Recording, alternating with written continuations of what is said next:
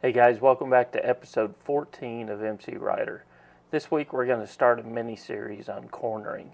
In episode 13, if you haven't seen that, we talked about the dynamics of motorcycle cornering and how a motorcycle gets around a curve. So if you haven't seen that episode, go back and watch that one first.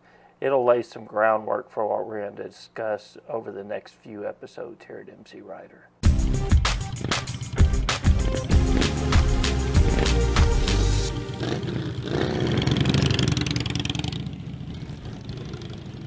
So statistics show that most motorcycle accidents happen at intersections and curves. Now, intersections are usually involving another vehicle, and the most likely scenario is the car makes a left-hand turn into the motorcycle's path of travel, causing an accident at the intersection.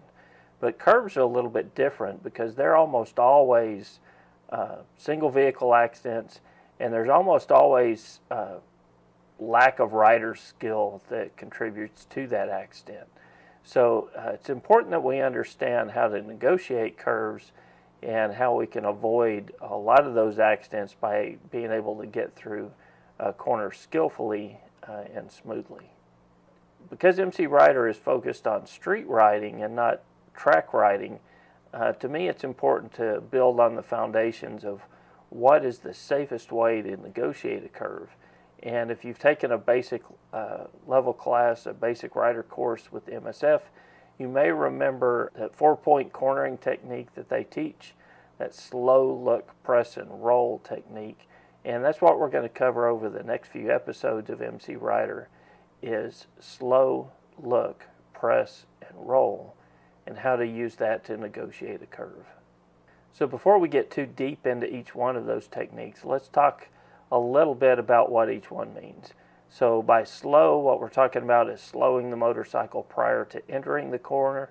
You're going to look, so you're turning your head and eyes and looking in the direction you want the motorcycle to go.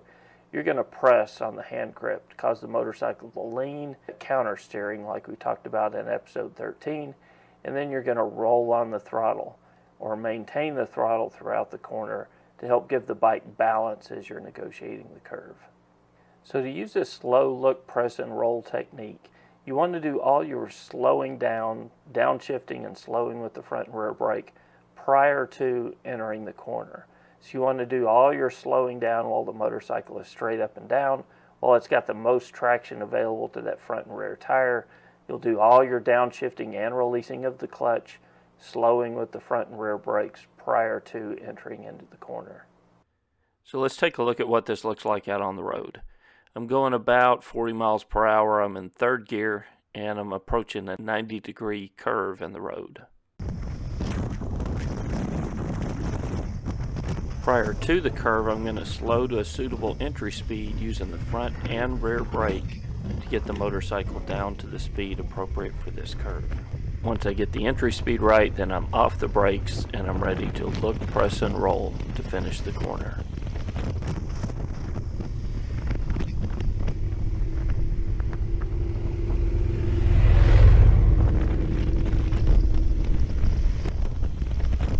So a lot of motorcycle accidents happen because the rider entered the corner too quickly. Their speed was too high for their skill level, and they didn't get their entry speed right prior to that corner. So entry speed, what is entry speed? What are we talking about there? Because every motorcyclist is different. My comfort level in a corner may be faster or slower than your comfort level. Corners are different radius. Some are wide sweeping corners. Some of them are sharper corners where it makes a 180-degree turn back to in the same direction you were coming from. So every corner is different. Every rider is different. So how can we define entry speed for what proper entry speed is prior to the corner? Well, the way we'll define entry speed for this slow look, press, and roll technique is we'll say entry speed is slow enough so that it allows you to roll on the throttle throughout the corner. Remember, that's our last step in this cornering technique, is roll. So we're going to slow to our entry speed by downshifting if necessary, using the front and rear brakes while the motorcycle is straight up and down. We'll slow down enough at that point so that at the last step in our cornering technique, we'll be able to roll on or maintain throttle throughout that corner. So if you get more than halfway through the corner before you feel comfortable rolling on the throttle, you kind of coast into that corner, your entry speed was probably too high for your skill level. So next time, slow down a little bit more prior to tipping the motorcycle in so that you can roll on or maintain throttle as early as possible in that corner.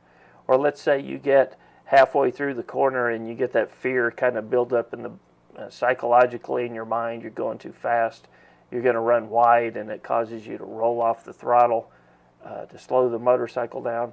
Is probably because your entry speed was too fast.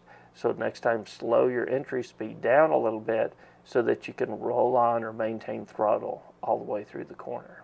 So I get asked this occasionally, do you have to slow down for every corner? Well, that simple answer to that is no. If you're riding already at a slow enough pace so that you can look, press, and roll on the throttle as you're going through the corner, then no, you don't have to slow down. No point in going to the front and rear brake if you're already going slow enough.